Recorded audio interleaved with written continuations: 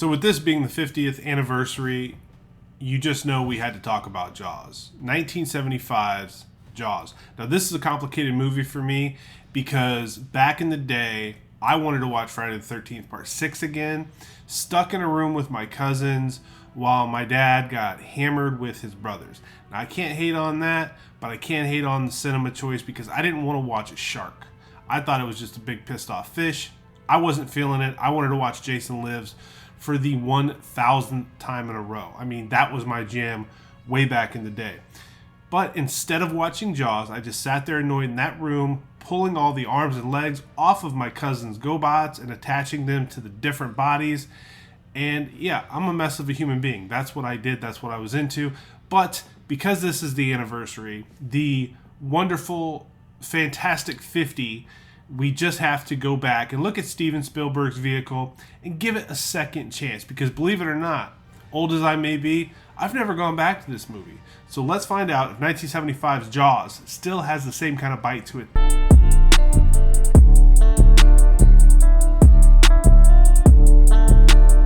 And y'all know that theme, that iconic theme that you've seen in comedies when a stepdad is getting ready to enter a bedroom you don't want him to walk into, or another movie where impending doom is coming. It's the same theme. It's the familiar, amazing theme that Jaws is synonymous with. And that's exactly what opens this movie up. Beautiful beach scene, young people surrounding fire, they're smoking, they're drinking, they're doing all manner of things that young people decide to do. We've got a girl making sexy eyes at a drunk, stone drunk guy, and she decides to run off towards the water. She's peeling her clothes off. This guy is trying to keep up as fast as his feet will carry him. He winds up stumbling and bumbling. She's in the water, and he's still trying to get his clothes off. Now, this scene it's the tone setter for the movie because I don't know if anybody's ever really looked at sharks or even put this kind of a light on the situation that this young lady is now in at the start of this movie. But she's out in open water and she's all by herself and she's vulnerable because this thing is circling her. It's coming up from the bottom and you see her start getting thrashed around in the water while the guy who's been trying to get his clothes off to join her winds up laying down and passing out on the beach. She is helpless, and it's haunting because she's saying over and over again, I don't want to die, I don't want to die. Just helpless, hopeless, and it lets you know exactly what kind of horror movie that we're in store for moving on. Then we get one of our leads, and Roy Schneider plays Chief Martin Brody, and I've never been a Roy Schneider fan, and I don't know why. I think it's because he reminded me of one of my teachers from elementary school that just hated me no matter how nice I was, and I was a pretty solid kid. But he's got a beautiful family. They live on a gorgeous house right on the water. You can literally see everything from the windows in their house. The family has a great moment, but Chief Brody ultimately gets called away because there is a body that's washed up on the beach. And then we see the drunk boy from the night before talking to the chief before they go and look at what's left of the body that's washed up on the beach. And immediately, Chief Brody realizes he's got to take some drastic measures here because this is not a normal occurrence and something seriously bad has gone on in these waters. What we see of the town of Amity Island in this movie is absolutely gorgeous. I mean, it's the kind of place I would want to grow up as a kid. It reminded me of, Astoria from Goonies or Hawkins pre-Demogorgon from Stranger Things. I just really dug it. Because of the locale and the proximity to the water, it's a major tourist town. So as soon as the chief brings his concerns to the mayor's worry immediately goes to the budget or the bottom line or the livelihood of the shops in town. If they put out there that there is something in the water that people drive miles to get to, that's really going to hurt the wallets, and they can't have that right now. Now, initially, this medical examiner tells Chief Brody something killed this girl in the water. But then the mayor gets a hold of him, gives him the old elbow, and says, listen, guy, July 4th holiday's coming up. Can we maybe tweak this story? And sure enough, the medical examiner then changes it and says, this is a boat propeller accident. That's what killed the girl. Somebody's errant boat propeller. Now, despite all of the chief's pleas, and he tries very hard, the beach stays open. And he's trying to relax. Chief Brody's trying to relax at the beach with his family while still keeping an eye on everything. His head's just on a swivel this whole time. I mean, Just as he starts to calm down, though, he starts to finally settle in. He sees a young man in a raft disappear in a bloodbath as the rest of the folks that are in the water scramble to get out of the water. Now, you would think common sense would suggest that the very next town meeting, the very next town hall that these guys have, it's easy. Close the beaches. You've already had 2 casualties that you know of. We got to shut it down. That's not what happens. The entire town is worried about closing those beaches because of what we talked about before. They're going to lose money. They're going to hemorrhage cash. They're all arguing. No one gives a damn about this little boy that just lost his life hours prior.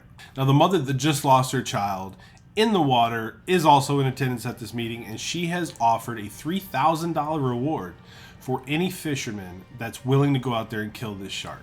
Now, amongst all this arguing, because they're all bickering at each other, you hear a set of nails on a chalkboard behind them, and that draws all of their eyes, all of their attention to Quint, who is a scraggly old sea dog sitting in the back waiting for his time to talk. He balks at the $3,000, but he tells them for $10,000 you'll get the head, the tail, the whole damn thing. Awesome line. Absolutely awesome line, and we've seen it imitated but never duplicated quite like this. Fantastic delivery. Fucking loved it. On board.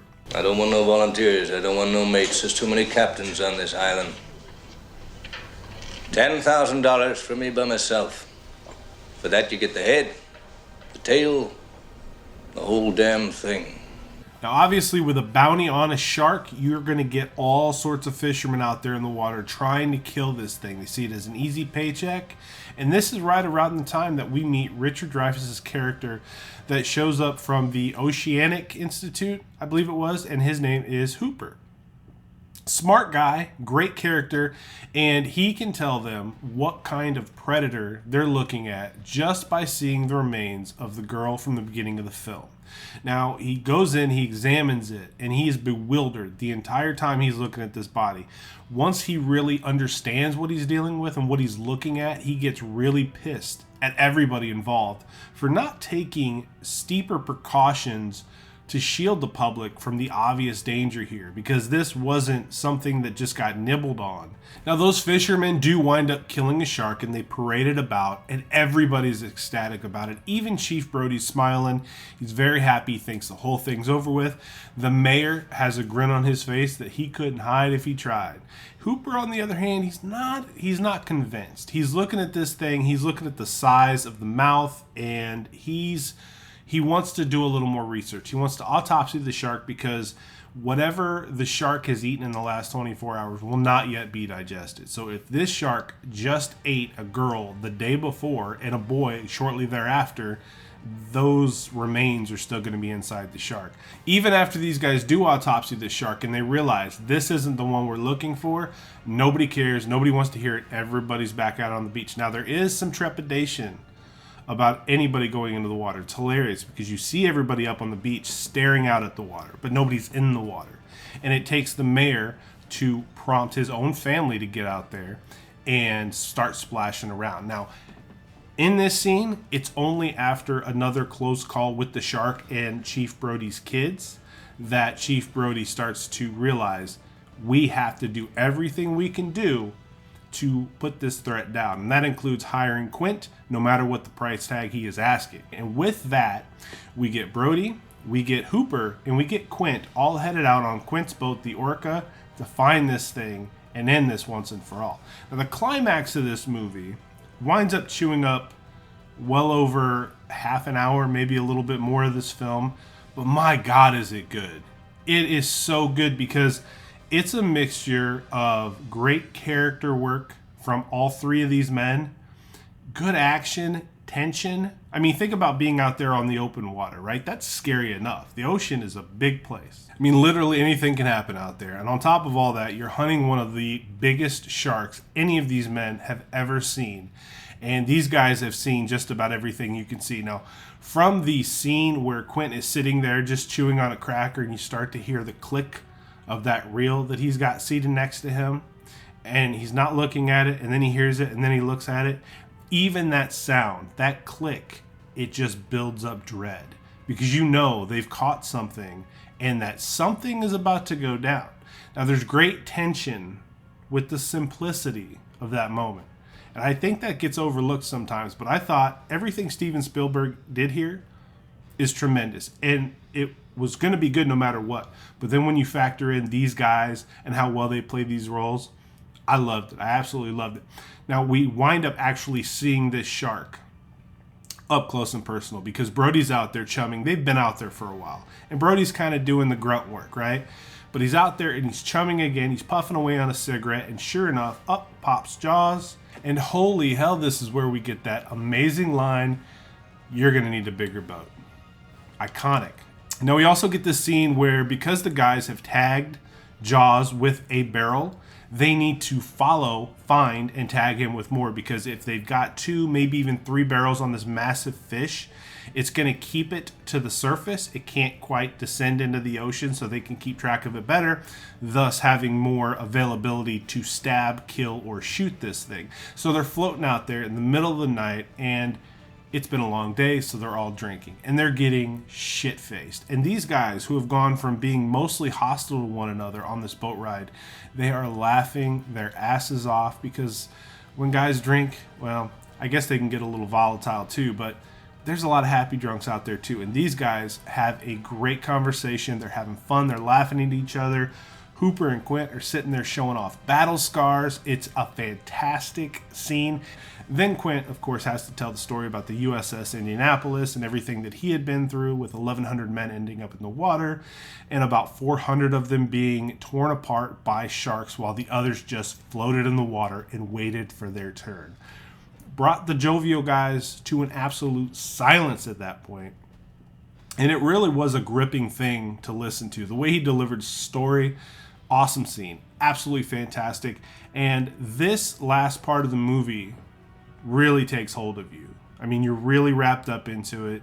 Now, the battle that you get with these 3 very different men versus this massive apex predator, it's wild, because there are times when it seems like all is going according to plan for these guys, and then that damn shark just completely flips the script, and it turns really harrowing at times for them. And I mean, the movie, without giving too much away, even though it is 50 years old, the movie literally ends with Brody clinging to a pole from the ship as it's sinking into the water. And I mean, I don't even know. This is it's a timeless movie. I mean, it's gonna age gracefully. I loved rewatching it. And to be fair, I feel like I've missed out on a lot by not including this in my normal viewing over the years because of my immaturity as a child. But this is a 9.5 out of 10. This is a fantastic movie. So well done here. Chief Brody, as good a lead as you're going to find in a film for my money. Loved him with his family. The whole dynamic there. Wife was believable. I really liked her. And you felt his rage. Like, you could see he was just seething pissed when those kids of his were in danger over this whole thing. You know, I'm not a big Richard Dreyfuss guy. It's just a personal preference. But he's great here. He's a great actor. He's just not my favorite. But Hooper, perfect as the egghead with strong convictions in those scenes. The battle of wills between he and Quint, so enjoyable. And I really think I liked Quint the most out of all these guys, and I hated what happened, but just a waterlogged, old badass that feared nothing out on the open water, just did his thing, knew what he knew, and made sure everybody else knew that he knew it too. Just remarkable, I thought. Great character work. Those 3 guys teamed with Steven Spielberg and a big old fish, made for one hell of a cinematic ride. I dug it. I loved it. The writing was great, shot well. I just don't know what else you can say about this movie, about these guys being stuck out there on the water with this 3-ton man-eating beast just bearing down on them. It's definition of aging gracefully.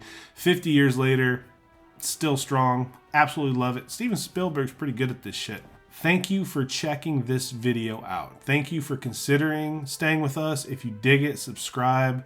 Drop me some comments. Let me know what you thought of the movie. Let me know what you thought of the video. Constructive criticism is the only way any of us get better in life. So I'm all about improving on what I do from day to day.